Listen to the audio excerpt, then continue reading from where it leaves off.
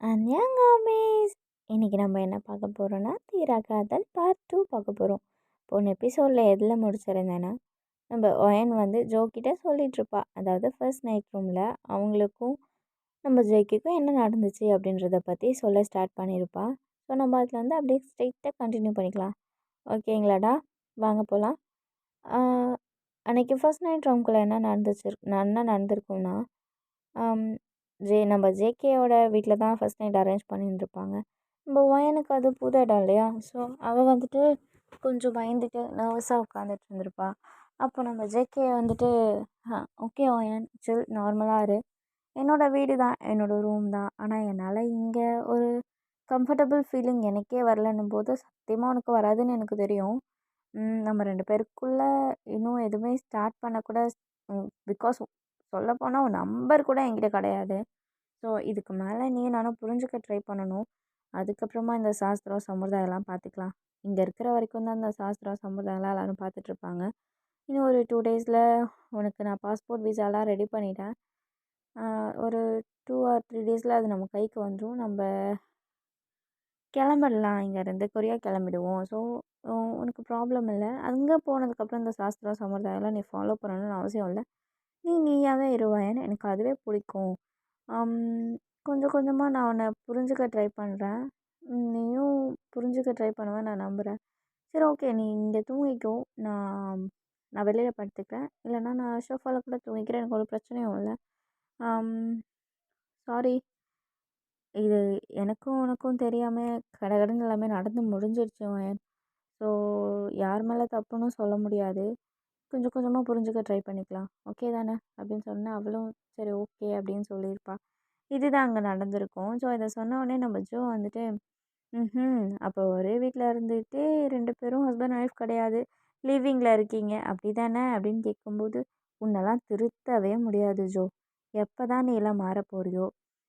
உனக்கு கிடைச்ச மாதிரி எனக்கும் ஒருத்தன் கிடைச்சா எப்படி இருக்கும்னு யோசிச்சு பார்த்தேன்டி, அவன் அவ்வளோதான் அப்படின்னு நம்ம ஜோ சொன்ன உடனே, இது என்னமோ உண்மை தாண்டி, உனக்கு இந்த மாதிரி மாப்பிள்ளலாம் செட்டே ஆக மாட்டாண்டி அப்படின்னு சொல்லிட்டு நம்ம ஜோவும் ஒயனும் பேசிகிட்டு இருக்காங்க. ஸோ அப்போ வந்துட்டு நம்ம ஜங்குக்கு வராரு. ஜேகே வந்தோடனே கிளம்பலையா ஒயன், ஐயோ அவர் வந்துட்டு இருட்டி நான் கூப்பிட்றேன் அப்படின்னு சொல்லிட்டு நம்ம ஜோ காலை கட் பண்ணிவிட்டு, இல்லை ஃப்ரெண்டை ஃபோன் பண்ணியிருந்தேன், நான் பேசிகிட்டு இருந்தேன், இருங்க ஜேகே, ஒரு 10 மினிட்ஸில் நான் கிளம்பி வந்துடுறேன்னு சொன்னோன்னே நம்ம ஜேகே சொல்கிறாரு, ஒயன் ப்ளூ கலர் சாரீ கட்டிட்டு வரியாமே, அது வாஷ் பண்ண போட்டிருக்கேன் ஜேகே. சரி ஓகே, உனக்கு எது கம்ஃபர்டபுளாக இருக்கோ அதை போட்டுட்டு வா, நான் கீழே வெயிட் பண்ணுறேன் அப்படின்னு சொல்லிட்டு கீழே போயிடுறாரு. ஸோ இப்போ 2 பேரும் ஒரு ரெஸ்டாரண்ட் தாண்டா போகிறாங்க. ஸோ ரெஸ்டாரண்ட் போன உடனே அவங்க டேபிளுக்கு ஒரு ஆர்டர் வருது. ஸோ அந்த ஆர்டரை பார்த்த உடனே தப்பான டேபிள் கொண்டு வந்துட்டாங்க போல் ஜேகே. இல்லை இல்லை, நம்ம டேபிள் தான் கொண்டு வந்திருக்காங்க. அவளும் ஓப்பன் பண்ணி பார்த்துட்டு ஆமான்னு நினைக்கிறேன் அப்படின்னு சொன்னேன். அப்புறமா நம்ம ஜேகே சிரிக்கிறதை பார்த்துட்டு, சரி ஜேகே, நான் கூட ஒரு நிமிஷம் நம்பிட்டேன், ஏன் ஜேகே இப்போல்லாம் பண்ணிகிட்ருக்கேன். இல்லை சும்மா தான் அவன்கிட்ட ப்ராங்க் பண்ணலான்னு. நானும் நம்புகிறேன், பார்த்தியா என்ன சொல்லணும். எனக்கு மோமோஸ் பிடிக்கும், உனக்கு எப்படி தெரியும் அப்படின்னு கேட்டோன்னே, இல்லை காலையில் உன் தங்கச்சி கால் பண்ணா உன்கிட்ட பேசணுன்னு, உன்னோட ஃபோன் ரீச் ஆகலைன்னு சொல்லிட்டு எனக்கு கால் பண்ணா, அப்போ தான் சும்மா அப்படியே பேச்சு வாக்கில் போட்டு வாங்கினேன் அப்படின்னு சொன்ன உடனே, அப்படியா அப்படின்னு ஃபோன் எடுக்கும்போது உடனே கேட்க பார்த்தியா, அவளுக்கே தெரியாது நான் அவகிட்ட போட்டு வாங்கினது, தயவு செஞ்சு அவகிட்ட கேட்டு என் மானத்தை வாங்கிடாதவன் அப்படின்னு சொன்னேன். சரி ஓகே ஓகே, ஒன்றும் கேட்கல, சரி வாங்க சாப்பிட்லாம் அப்படின்னு சொல்லிட்டு சாப்பிட்டுட்ருக்காங்க. ஸோ அப்போது அங்கே வந்துட்டு டிவி மாதிரி ஓடும்ல, எல்லா ஹோட்டல்லையும் மேக்ஸிமம் டிவி வச்சுருப்பாங்க. ஸோ டிவி ஓடும்போது அதில் வந்துட்டு ஒரு வெட்டிங் இது போயிட்டுருக்கு. அப்போ ஜேகே சொல்கிறாரு, எனக்கு வந்துட்டு இந்த மாதிரி மேரேஜ் பண்ணிக்கணும்னு ஒரு ஆசை. ஏன்னா இங்கே வந்துட்டு பொண்ணு மாப்பிள்ளையும் நிறையா பேசிப்பாங்க, மேரேஜ் ப்ராமிஸ்லாம் எடுத்துப்பாங்க, நான் உன்னை எப்படி பார்த்துக்க போகிறேன், என்ன பிடிக்கும் என்ன பிடிக்காது அதெல்லாத்தையும் நான் தெரிஞ்சுட்டு உன்னை சந்தோஷமாக வச்சுக்கிறேன் அப்படின்னு சொல்லி ப்ராமிசஸ்லாம் பண்ணிப்பாங்க 2 பேரும். ஸோ அங்கே நமக்கு ஐயர் இருக்க மாதிரி இங்கே வந்து பாஸ்டர் இருப்பார். ஸோ இவங்களுக்குள்ள ஒரு கனெக்ஷன்ஸ் அதிகமாக இருக்கும். பட் ஆனால் நம்மளோட ட்ரெடிஷ்னல் அப்படி கிடையாது, பொண்ணையும் மாப்பிளையும் பேசவே விட மாட்டாங்க. உனக்கு தான் தெரியும்ல நம்ம ட்ரெடிஷ்னல் எப்படின்னு. ஸோ எனக்கு இந்த ட்ரெடிஷ்னலில் மேரேஜ் பண்ணிக்க ரொம்ப பிடிக்கும் அப்படின்னு சொல்லிட்டு சாப்பிட்டுட்டே இருக்காங்க. ஸோ 2 பேரும் சாப்பிட்டுட்டே இருக்கும்போது அப்போ ஜேகே வந்து ஒரு பாக்ஸ் எடுத்து கொடுக்குறாரு. அது என்ன பாக்ஸுன்னு ஓப்பன் பண்ணி காமிச்சு, அதில் ஒரு அழகான ஒரு பிரேஸ்லெட் ஒன்று இருக்கு. அப்போ நம்ம ஜேகே என்ன சொல்கிறாருன்னா, வயன் கிட்ட அத குடுத்துட்டு, "வயன் நமக்கு மேரேஜ் ஆகி 4 வீக்ஸ் ஆயிடுச்சு. இந்த 4 வீக்ஸில நான் உன்ன ஏதாவது கஷ்டப்படுத்தியிருந்தா என்ன மன்னிச்சுக்கோ. ஐ அம் ரியலி சாரி. நான் உன்ன எந்த அளவுக்கு புரிஞ்சு வச்சிருக்கேன்னு எனக்கு தெரியல. ஆனா, நான் உன்ன லவ் பண்ணுறேனான்னு கேட்டா, அதுவும் எனக்கு தெரியாது. ஆனா, எனக்கு உன்ன ரொம்ப பிடிக்கும் வயன். அம் பார்க்கலாம். கொஞ்ச நாள்ல உனக்கும் என்ன பிடிச்சிருக்கான்னு தெரியல. கொஞ்ச நாள்ல உனக்கு பிடிக்க ஸ்டார்ட் ஆகும்னு நான் நம்புறேன். இத அக்செப்ட் பண்ணிப்பியா வயன்?" அப்படின்னு சொன்னோனே, அவளும் அத யோசிக்கவே இல்ல. அவரு பேசின உடனே வாங்கிக்கிட்டு, "தேங்க் யூ ஜேகே. ரொம்ப அழகா இருக்கு ஜேகே" அப்படின்னு சொல்லிட்டு வாங்கி அவ வச்சுக்கிறா. போட்டுக்கல, வச்சுக்கிறா. ஸோ, அப்படியே அன்னைக்கு டே அப்படியே போகுது. ஸோ, அப்படியே வீட்டுக்கு போயிடுறாங்க. வீட்டுக்கு போயிட்டு நைட்டு முடிஞ்சிருது. ஒரு 2 டேஸ்க்கு அப்புறம் ஒரு மார்னிங் காமிக்கிறாங்க. மார்னிங் வந்துட்டு நம்ம வயன் வந்து பாத்ரூமில் குளிச்சிட்ருக்கா. நம்ம ஜேகே வந்துட்டு வேக வேகமாக எழுந்திரிச்சு பாத்ரூம் வராரு. அப்போ ஜேகே வந்துட்டு வயன் வந்துட்டு 1 மினிட் இருங்க நான் வந்துடுறேன். அ கொஞ்ச நேரம் அப்படின்னு சொல்லிட்டு அவள் ஃப்ரெஷ் ஆகிட்டு வெளில வரா. வெளில வந்தோடனே அவர் வந்து திட்டுறாரு. டைம் ஆயிடுச்சுன்னு தெரியும்ல, என்னை எழுப்பி விட மாட்டியா வயன்? இல்லை நைட்டு கொஞ்சம் புரண்டு புரண்டு படுத்துட்டு இருந்தீங்க. ஸோ சரியா தூங்கலான்னு நினச்சிட்டு தான் நான் எழுப்பல ஜேகே அப்படி சொன்னேன். ம். அதனால நான் இவ்வளோ நேரம் என்னைக்காச்சும் தூங்கி நீ பார்த்துருக்கியா? அதனால தான் நானும் எழுப்பல. எப்பவுமே சீக்கிரமா எழுந்திரிச்சுருவீங்களே, இன்னைக்கு லேட்டா எழுந்திருக்கிறீங்களே, உடம்பு ரொம்ப முடியல போலன்னு தான் எழுப்பல ஜேகே. அப்படின்னு சொல்லிட்டு நம்ம வயன் சொல்றா. ஜேகே வந்து கத்து கத்துன்னு கத்திட்டு, ம் வெளியில போ. நானே எங்கேயாச்சும் ஃபேஸ் வாஷ் பண்ணிட்டு கிளம்புறேன் ஃபர்ஸ்ட்டு அப்படின்னு சொல்லிட்டு, அவர் வந்துட்டு ஃபேஸ் வாஷ் பண்ணிட்டு ரெடி ஆகிட்டு வெளியில வரும்போது கார் கீ காணோம். இன்னும் டென்ஷன் ஆயிடுறாரு. ஸோ வெளியில வராரு. ஏதாவது கேப் புக் பண்ணி போய்க்கலான்னு சொல்லிட்டு வெளில வந்தா, நம்ம ஒயன் வந்து மாசா கார் எடுத்துகிட்டு வந்து நிற்கிறாங்க. ஸோ ஒயன் வந்து ரெடிலாம் ஆகலை. ஜஸ்ட் எப்பவுமே நார்மலாக இருக்க மாதிரி இருக்கிட்டு ஒரு பன் ஒன்று போட்டுக்கிறாங்க. ஹேர் பன் ஒன்று போட்டுக்கிறாங்க. போட்டுட்டு ஸோ அவங்க வந்து கார் எடுத்துகிட்டு வந்து நிறுத்தி ஏறுங்க போகலாம் அப்படின்னு சொன்னோடனே, நீ ஓட்டுவேன்னு உங்கள் அப்பா சொல்லியிருக்காரு. பட் இந்த ஊர் புதுசு, இந்த டிராஃபிக்கும் புதுசு. ஓட்டிடுவியா அப்படின்னு சொல்லும்போது முதல்ல ஏறுங்க அப்படின்னு சொல்லிடுறேன். அவருக்கு என்னென்னா எப்படியாச்சும் கம்பெனி போய் சேர்ந்தா போதும்டா சாமி அப்படின்ற மாதிரி இருக்குது அவருக்கு டைமுக்கு. ஸோ நம்ம வயன் தான் வண்டியை செம்ம சூப்பராக வண்டி ஓட்டிகிட்ருக்கா. ஸோ வண்டியை பார்க் பண்ணதும் நம்ம ஜேகே வந்துட்டு ஓகே செம்மையாக ஓட்டினேன், ஸ்மூத்தாக இருந்துச்சு. ஓகே இது ஒன் வே யூ டர்ன் போட்டு தான் போகணும், போயிடுவியான்னு. ஓட்டிட்டு வந்தவளுக்கு ஓட்டிட்டு போகவும் தெரியும். நீங்கள் உங்களுக்கு வேலையை பாருங்கள். நீங்கள் ஆஃபீஸ் தானே வரணும்னு சொன்னீங்க, வந்துட்டீங்க. கரெக்ட் டைமுக்கு உங்களை கூட்டிகிட்டு வந்துட்டேன். நீங்கள் கிளம்பி நீங்கள் உங்கள் வேலையை பாருங்கள் அப்படின்னு சொல்லிட்டு அவள் கிளம்பிடுவாள். ஸோ வீட்டுக்கு வந்துட்டு செம்ம ஸ்ட்ரெஸ்ஸோடு வரா, செம்ம டென்ஷன். ஸோ வீட்டுக்கு வந்துட்டு பாட்டு ஒன்று போட்டு விட்டுட்டு செம்மையாக டான்ஸ் ஆடிட்டு அவள் வந்து பிரேக்ஃபாஸ்ட் ரெடி பண்ணிகிட்ருக்கா.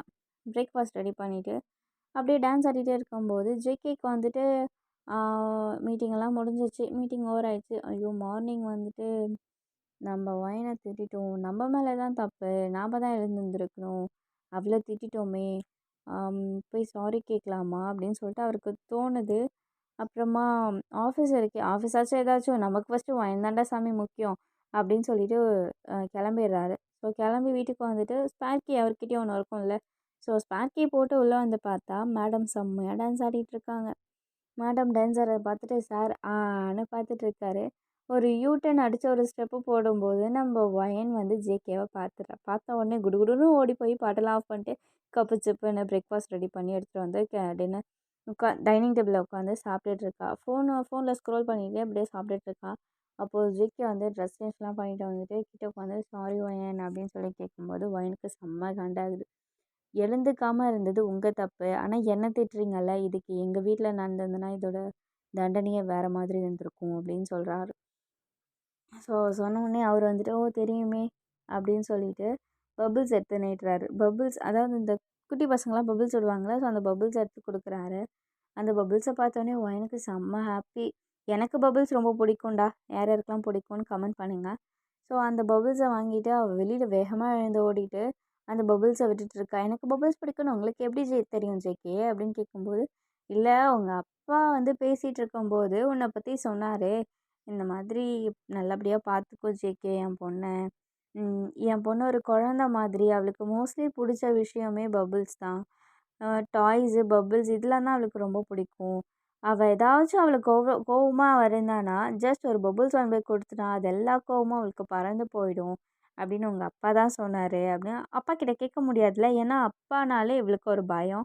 பயம்ன்றதை விட மரியாதை பாசம்னு சொல்லலாம். ஸோ அப்பாவுக்கிட்ட எதுவுமே அவள் கேட்கல. ஸோ இதை அந்த பபுள்ஸை வச்சு என்ஜாய் பண்ணிவிட்டு ஸோ அந்த டே அப்படியே முடிஞ்சிடுச்சு. ஸோ ஒரு 2-3 டேஸ் கழிச்சு நம்ம ஜேகே வந்துட்டு சாங் கேட்டுகிட்டே உட்காந்துட்ருக்காரு. ஹெட்செட் போட்டு அப்படியே சாங் கேட்டுகிட்டே உட்காந்துட்ருக்காரு. ஜாலியாக வைப் பண்ணிட்டு உட்காந்துட்ருக்காரு. அப்போது நம்ம பையன் வந்துட்டு வெளியில் கார்டனிங் ஏரியாவில் சும்மா பிளான்ஸ்லாம் பார்த்துட்டு அப்படியே நின்றுட்டுருக்கா. அப்போது வந்துட்டு நம்ம ஜோ கால் பண்ணுறாங்க. ஜோ கால் பண்ணி என்னடி வயன் எல்லாத்தையும் சொல்லிட்டியா அப்படின்னு கேட்கும்போது இல்லைடி நான் எதுவுமே சொல்லலை, சொல்லணும். அந்த மனுஷன் இப்போ என்னை நல்லா பார்த்துக்கிறாருடி. சொல்ல போனேன்னா நான் இப்போ அவரை லவ் பண்ணவே ஸ்டார்ட் பண்ணிட்டேன்னு நினைக்கிறேன். அவர் என்னை லவ் பண்ணுறாரான்னு தெரியலடி. ஆனால் நான் அவரை ரொம்ப லவ் பண்ணுறேன், அது எனக்கு புரியுது. என்னதான் இருந்தாலும் அதை மறைச்சிட்டு நான் அவர்கிட்ட ப்ரப்போஸ் பண்ணுறது எனக்கு அக்செப்டபுளாக இல்லைடி, என்னால் சொல்ல முடியல அப்படின்னு சொல்கிறா. அதுக்கு நம்ம ஜோ என்ன சொல்கிறான்னா அப்போ போய் சொல்லிவிடு இன்றைக்கி, ஏன் யோசிக்காத வயன், போய் சொல்லிவிடு. சொல்லிட்டேன்னா நீயும் ஒரு ரிலீஃபாக இருப்ப. சும்மா இதையே வச்சுட்டு அவரையும் கஷ்டப்படுத்திட்டு அவரும் எவ்வளோ நாள் உனக்காக வெயிட் பண்ணுவார். உனக்காக தான் அந்த மனுஷன் வெயிட் பண்ணுறாருன்னு நினைக்கிறேன் அப்படின்னு சொல்லும்போது நம்ம வயன் வந்து இல்லைடி நான் லவ் பண்ணுற மாதிரி அவரும் என்ன லவ் பண்ணுறாரான்னு என்னன்னு எனக்கு எதுவுமே தெரியல. அவருக்கும் என்ன மாதிரி ஒரு வேளை எக்ஸ் ஒன்று இருந்திருக்கலாம், அதனால தான் அவரும் இன்னும் என்கிட்ட ப்ரப்போஸ் பண்ணாமல் இருக்காரோ அப்படின்னு சொல்லி அவர் கேட்கும்போது எதுவாக இருந்தாலுமே நீ பேசினா தான் அவன் தெரியும். நீ மாட்டிட்டு உனக்குள்ளே வச்சுட்டு இருந்தனா எதுவுமே தெரியாது. நீ போய் ஃபஸ்ட்டு அவர்கிட்ட சொல்லு, அதுக்கப்புறம் எதுவாக இருந்தாலும் ஃபர்தராக மூவ் பண்ணிக்கலாம் அப்படின்னு சொன்னோடனே அவளும் சரி போகிறா. உள்ளே போயிட்டு நம்ம ஜேகே வந்து உட்காந்துட்ருக்காரு. ஸோ ஜேகே கிட்ட போகிறா. பட் அவர்கிட்ட போய் உட்காரல. கிட்ட போயிட்டு டக்குன்னு வேறு சைடு ஏதோ திரும்பிடுறா. போகிறா, திரும்ப வேறு ஏதோ வேலை பார்க்குறது, சம்மந்தமே இல்லாமல் வேலை பார்த்துட்ருக்கா. ஸோ அவர் வந்துட்டு கூப்பிட்றாரு, "ஏன் நீங்கள் வாயேன்" அப்படின்னு கூட சொல்லுங்கள் ஜேகே அப்படின்னு சொல்லிட்டு, இல்லை இங்கே உட்கார ஒரு நிமிஷம், என்னாச்சு உனக்கு, ஏன் படன்னு இருக்க, உனக்கு ஏதாச்சும் பண்ணுதா, நான் உடம்பு சரியில்லையா, நான் இல்லை என்ன ப்ராப்ளம்னு சொல்ல, எதுவாக இருந்தாலும் ஃபேஸ் பண்ணிக்கலாம் அப்படின்னு சொல்லும்போது இல்லை ஜேகே நான் உங்ககிட்ட ஒன்று சொல்லணும், பட் ஆனால் நீங்கள் அதை எப்படி ரியாக்ட் பண்ணுவீங்கன்னு எனக்கு தெரியலை. அதை நான் சொன்னதும் கோவப்பட்டு எழுந்திரிச்சு போயிடுவீங்களா அப்படின்லாம் எனக்கு தெரியல அப்படின்னு சொன்னோடனே எதுவாக இருந்தாலும் பரவாயில்ல சொல்லுவேன், நம்ம பார்த்துக்கலாம் அப்படின்னு சொன்னோடனே நம்ம ஒயின் வந்து சொல்ல ஸ்டார்ட் பண்ணுறா. நான் வந்து மேரேஜ்க்கு முன்னாடி கிஷோர்னு ஒரு பையனை லவ் பண்ணேன் அப்படின்னு சொன்ன உடனே அவருக்கு கோவம் வந்துடுது. டக்குன்னு எழுந்திரிச்சிடுறாரு மனுஷன். எழுந்திரிச்சிட்டு வெளில போக ட்ரை பண்ணும்போது அவள் வந்து கையை பிடிச்சிடுறா, ஜேகே அப்படின்னு சொல்லிட்டு. அப்போ நம்ம ஜேகே வந்துட்டு அழகாக உட்காந்துட்டு நம்ம வயனோட கையை எடுத்து அவர் கையில் வச்சு ஹோல்ட் பண்ணிக்கிறாரு. ஹோல்ட் பண்ணிவிட்டு இங்கே பாரு வயன், நீ கல்யாணத்துக்கு முன்னாடி கிஷோர்னு ஒரு பையனை லவ் பண்ண.